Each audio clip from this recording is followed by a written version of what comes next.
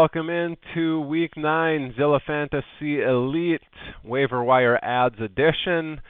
Going to go over the adjusted line play report here and kind of go over some waiver wire pickups that might be obvious, might not be obvious. And we're going to kind of skip over the ones that don't have real good matchups, even though they might have somebody that's really good for the waiver wire. So this is strictly just based off of the adjusted line play metrics, some people that might be available on your waiver wire that you can go target.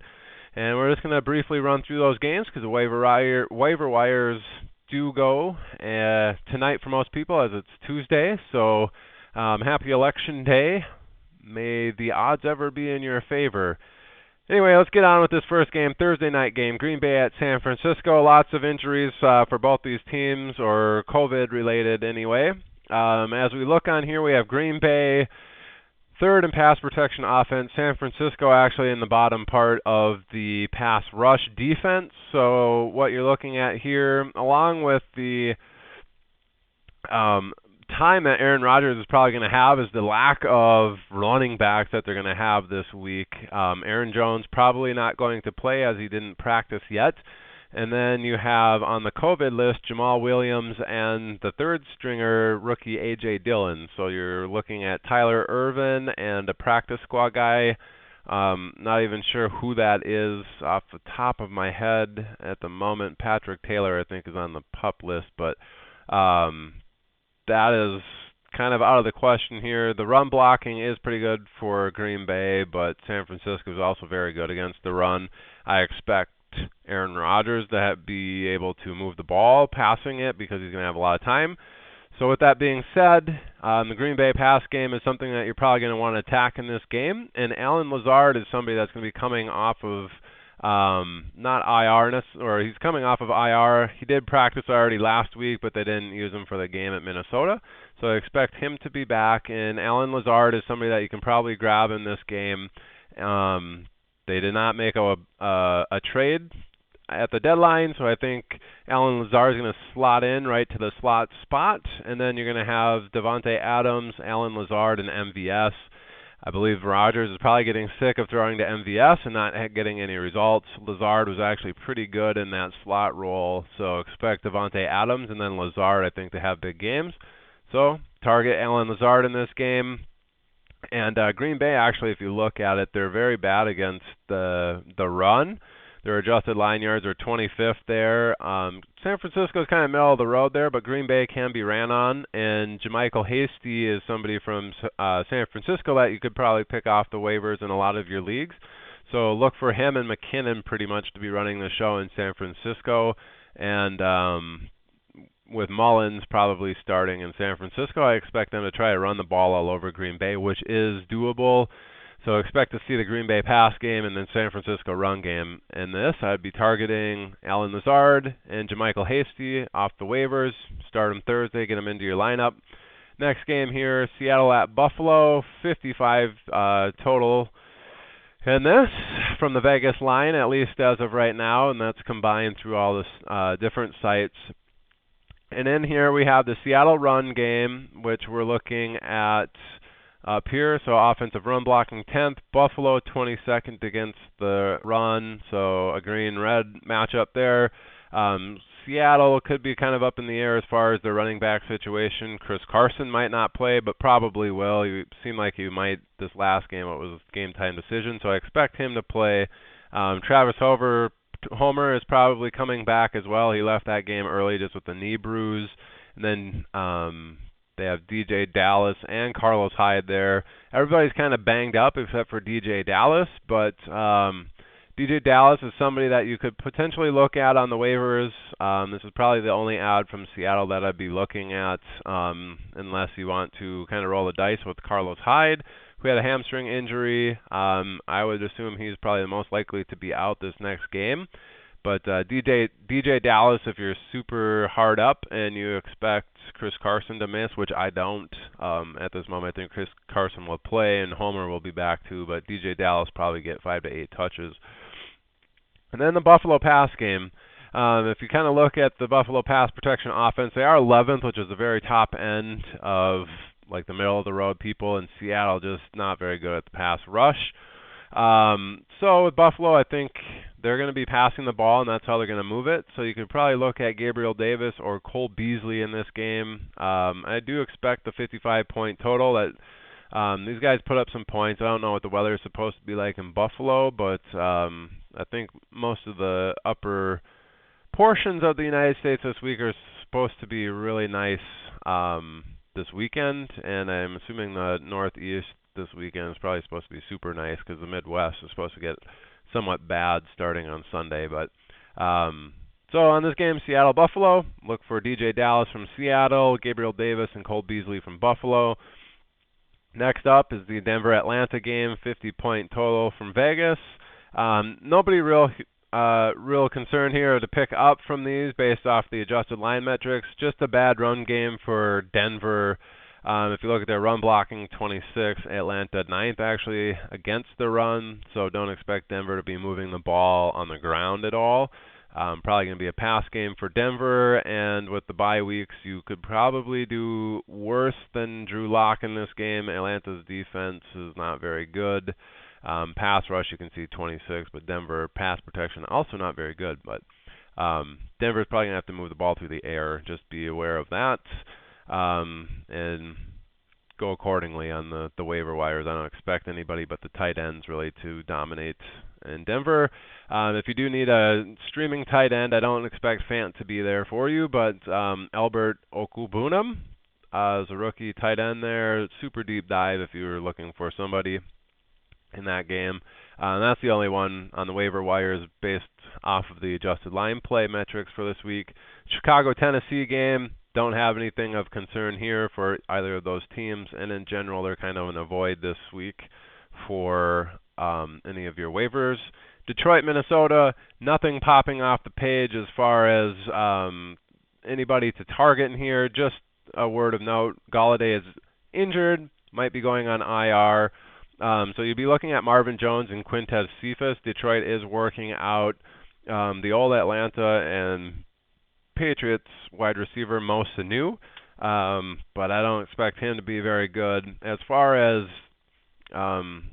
if you look at Detroit, their pass protection is not very good, and Minnesota's middle of the road. So I think Minnesota's defense going to overpower that pass protection a little bit from Detroit. You'd probably want somebody with a little more underneath route tree, and that seems to be Marvin Jones. He's at 11.3 average depth of target on the season, and then when Cephas played that week 1 and got all those targets, he was at about a 13.4 average depth of target.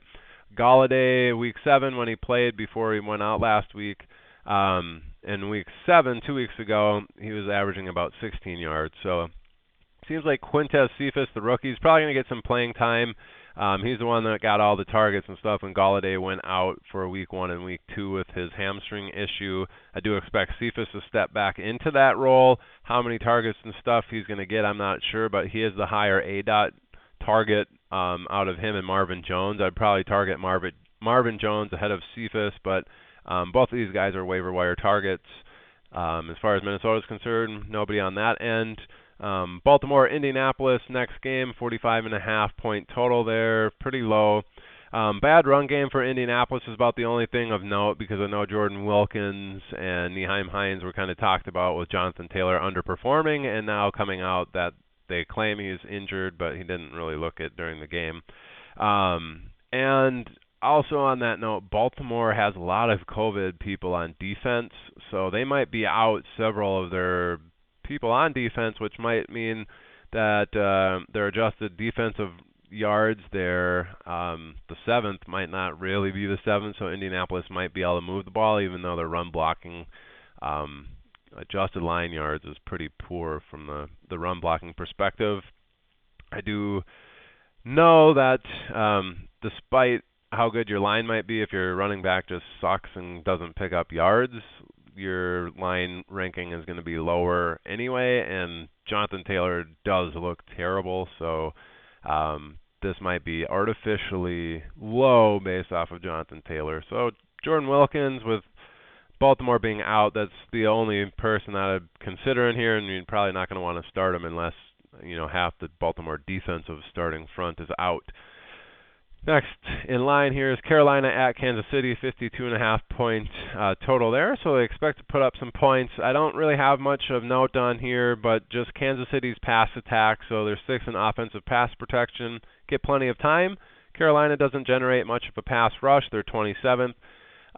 Sammy Watkins probably coming back from injury in this game. He's somebody that you might be able to pick off the waivers, and I expect him to get 6 to 8 targets within this game. The running attack, I don't know what Kansas City is going to do. Carolina was susceptible pretty early on against the run and last year against the run, but they've been kind of holding their own a little bit the last few weeks here.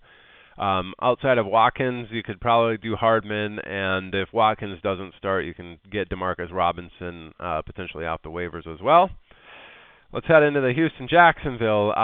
Nobody really here. It's a 50.5 point total. The only thing I have of note really is the Houston defense. There is a rookie quarterback. If you look at Houston, they're not quite in the top 10 of the pass rush, but it's close. And Jacksonville, 32nd in offensive pass protection.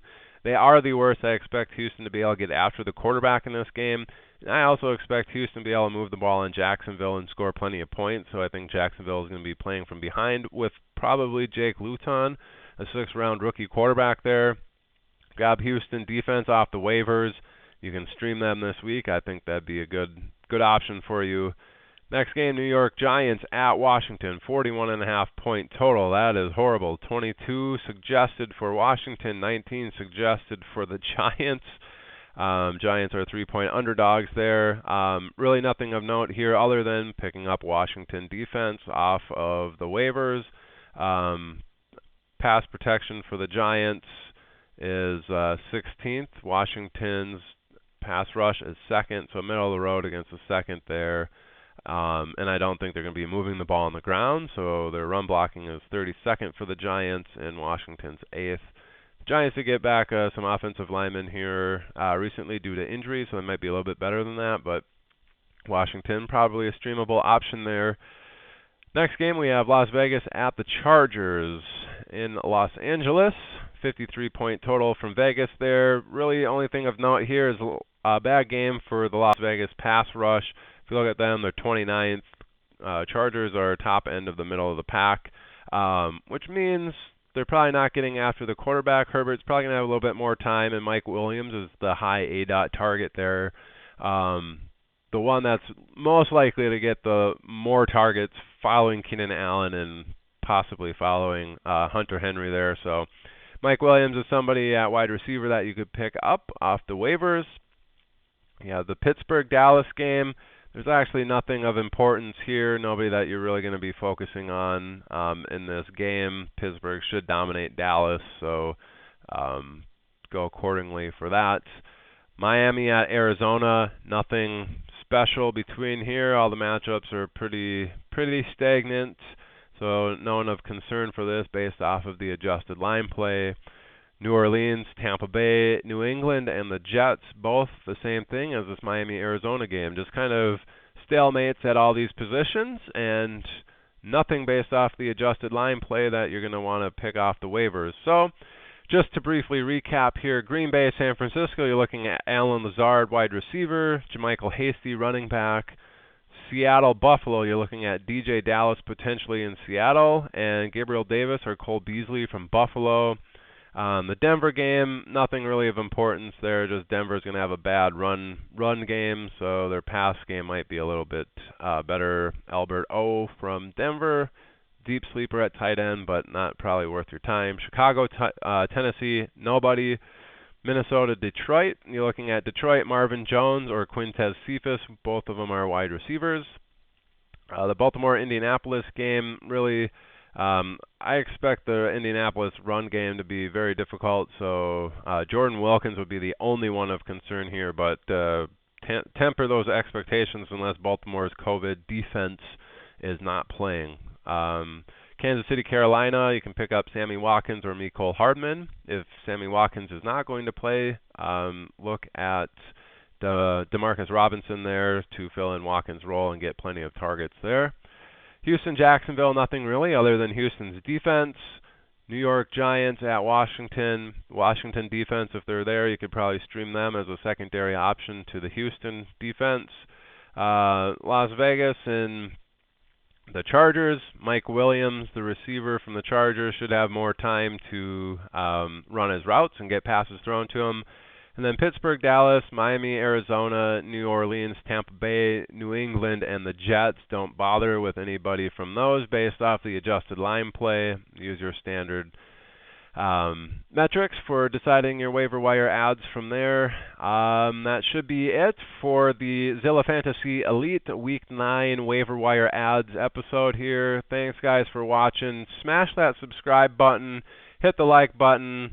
Let me know in the comments if you think this is a nice thing to go into or if there's anything I can improve on these videos. Appreciate the view. Have a good one, guys, and good luck on the waivers. Bye.